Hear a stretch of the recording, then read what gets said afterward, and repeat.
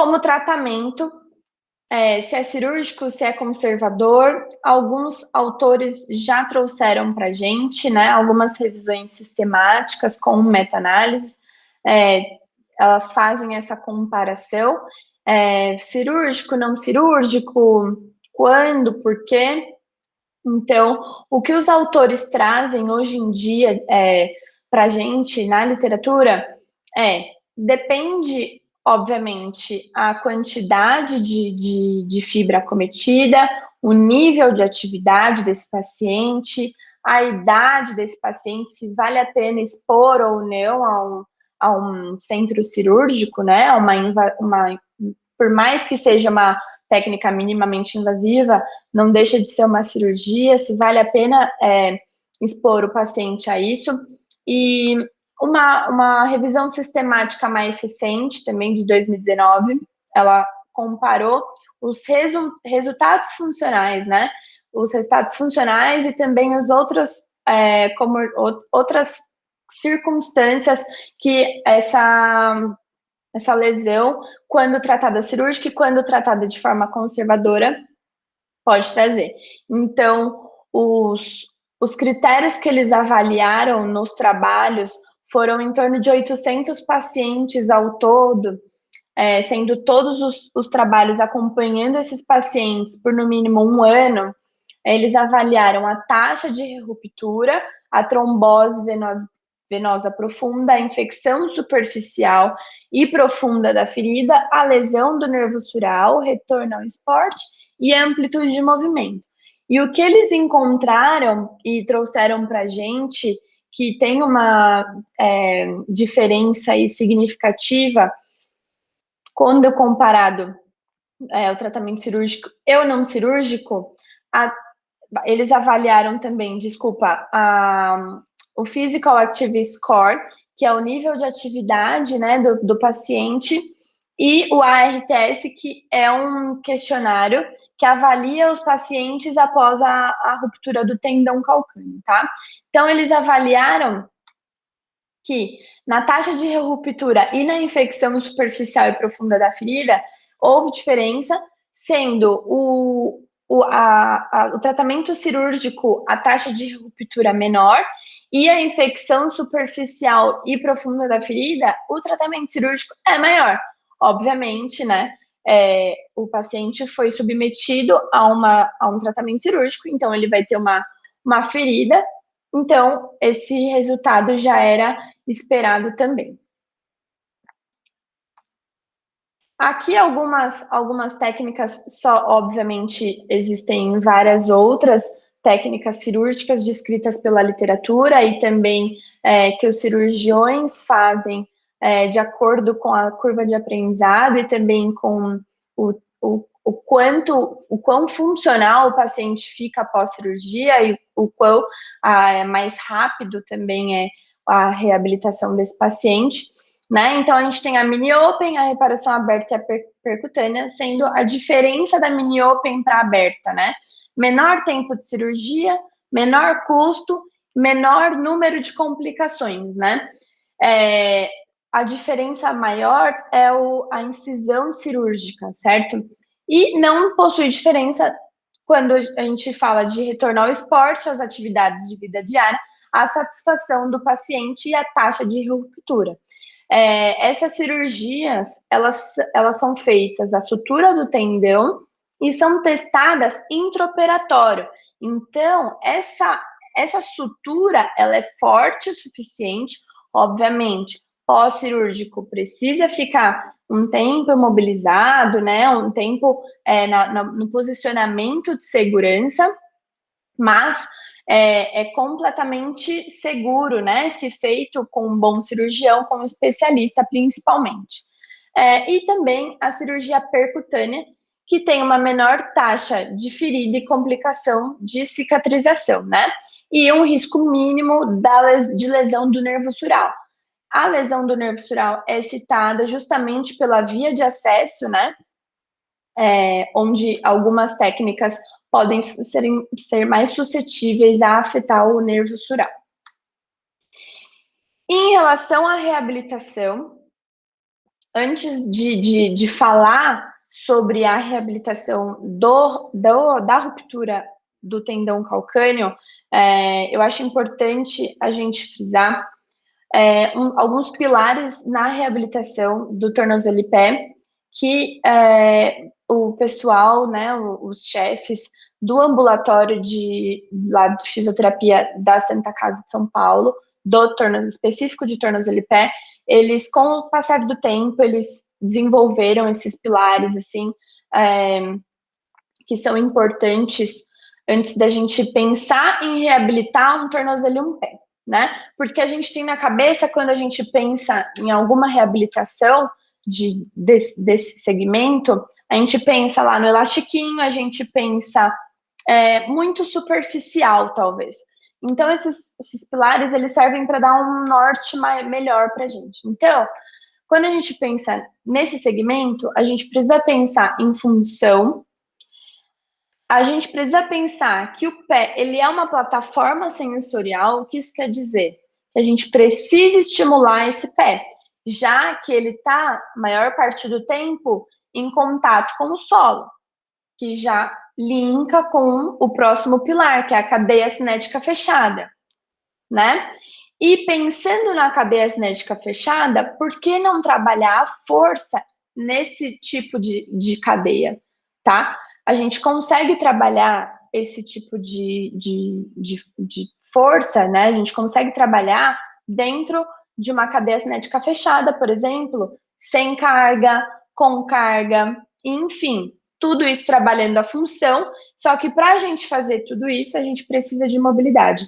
E lembrando que a mobilidade, a gente precisa trabalhar ela como um todo. Então, não penso só no tornozelo em si, penso também nas articulações mais distais ainda, nas articulações do pé, que são importantes principalmente para adaptação ao solo, enfim, tá? Então, a gente precisa lembrar desses pilares antes de pensar em reabilitação de pé e tornozelo. Então, antes de começar aqui também, protocolo é uma palavra forte, né? Então, protocolo na fisioterapia, considero que não existem protocolos ao certo. A gente precisa saber as fases para saber o que devemos ou não fazer de acordo com a lesão do nosso paciente, de acordo principalmente quando falamos de tratamento cirúrgico também, né? O que a gente pode ou não fazer de acordo com o nosso conhecimento prévio daquele tipo de cirurgia, de lesão, tá bom? Então, quando a gente fala na reabilitação precoce de ruptura tendão calcâneo, de um PO, né, de ruptura do tendão calcâneo, nas 2 primeiras semanas, a gente fica sem carga, o paciente fica sem carga, imobilizado em 30 graus de flexão plantar. Então, o paciente vai chegar provavelmente com o RoboFoot, geralmente, né, ele chega com o RoboFoot, com um calço no calcanhar para posicioná-lo em 30 graus de flexão plantar, justamente para facilitar essa cicatrização local. Então, como conduta, conseguimos usar a eletrotermofoto a nosso favor, e também não podemos esquecer do fortalecimento da musculatura proximal, né? Então, a gente não pode tratar só o tornozelo, a gente precisa lembrar do nosso paciente como um todo. Pensando que muitos desses pacientes são atletas, principalmente, não podemos deixar nosso paciente parado. Na terceira semana, a gente já é permitido a fazer de 30 graus até neutro, tá? Então, aquela flexão plantar, a gente consegue mobilizar passivamente também a neutro, sem ultrapassar esse, de acordo também com o limiar de dor do nosso paciente. Não adianta a gente forçar além do que o nosso paciente aguenta. Obviamente, precisamos fazer com que ele chegue, né? Mas tudo no limite e com um bom senso. Conseguimos também já trabalhar um sólio em sedestação, porém sem carga, então como no vídeo. Usar também a eletroestimulação a nosso favor, né?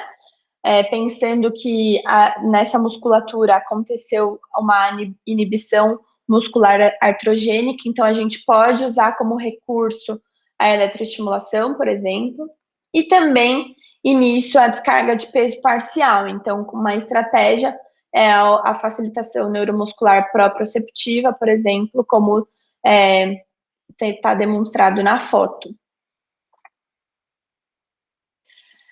Da quarta à oitava semana, começa o desmame do RoboFoot do paciente, tá? Então, em locais onde o ambiente é controlado, o paciente é permitido ficar sem RoboFoot.